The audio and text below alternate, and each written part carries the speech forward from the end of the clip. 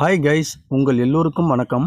மாற்றத்தை விரும்புகிறவங்க மாறாதவரை எந்த ஒரு மாற்றமும் நம்மை சுற்றி எப்பொழுதும் நிகழப்போவதில்லை.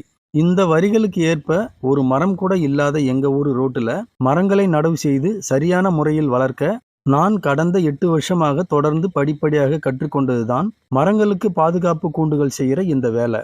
பாதுகாப்பு கூண்டுகள் செய்ய 10 mmல 8 அடி நீளத்துல 4 கம்பி, 8 mmல 6 அடி நீளத்துல 3 கம்பி, 6 mmல 6 அடி நீளத்துல 8 கம்பி, ஆக மொத்தம் மரங்களுக்கு பாதுகாப்பு கூண்டுகள் செய்ய 15 கம்பிகள் தேவை. இதுல 8 mmல இருக்கிற 3 கம்பியை மட்டும் எடுத்து பாதுகாப்பு கூண்டுக்கான வட்ட வடிவத்தை உருவாக்கணும். மற்றபடி பாதுகாப்பு கூண்டுகள் எப்படி செய்ய வேண்டும் என்று இந்த பதிவுக்கு கீழே லிங்க் கொடுத்துருக்கேன், அதை பார்த்து தெரிஞ்சுக்கோங்க.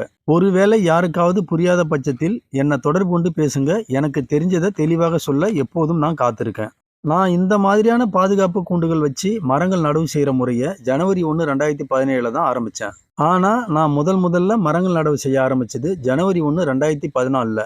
அப்போல்லாம் மாதத்துக்கு ஒரு மரம் என்ற கணக்கில் 2014 12 மரமும், 2015 12 மரமும், 2016 12 மரமும், ஆக மொத்தம் 36 மரங்கள் நடவு செய்தேன். நான் மரங்கள் நடும் வேலையில் அந்த 3 வருஷம் பராமரிப்பு நல்லபடியாக இருந்தது, பாதுகாப்பு சரிவர அமையல. அதுக்கு காரணம் சீமக்கருவேல மரங்களை மட்டுமே வெட்டி மரங்களுக்கு பாதுகாப்பாக கொடுத்து வச்சிருந்தேன். நம்ம மக்கள் விவசாய வேலைகளுக்கு போயிட்டு வீட்டுக்கு திரும்பும் போது அந்த பாதுகாப்பு வேலியை உடைச்சி அடுப்பெருக்கி எடுத்துக்கிட்டு வந்துருவாங்க. இது போன்ற நேரங்களில் ஆடு மாடுகள் மரங்களை அடியோட மேய்ஞ்சிடும். இவ்வளவு பிரச்சனை ஏற்பட்டும் தாக்கு பிடிச்சி நல்லா வளர்ந்த மரங்களை ஆடு மாடு மேய்க்கிறவங்க 2ஆ உடைச்சி அந்த ஆடு மாடுகளுக்கே தீவனமாக போட்டுடுவாங்க. ஒரு மரம் கூட இல்லாத எங்க ஊர் ரோட்டுல மரங்கள் நடவு செய்து அதை நல்லபடியாக வளர்க்கலாம்னு வந்தா எனக்கு இருக்கும் பல பிரச்சனைகளுக்கு மத்தியில இந்த பிரச்சனைகளும் தொடர்ந்து இருந்துகிட்டே இருந்தது. அப்போதுதான் இந்த பிரச்சனையை சரி பண்ண முடிவு செய்தேன். இனிமே ஒரு மரம் நடவு செய்தாலும் அதை சரியாகவும் முறையாகவும் நடவு செய்யணும்னு கத்துக்கிட்டேன்.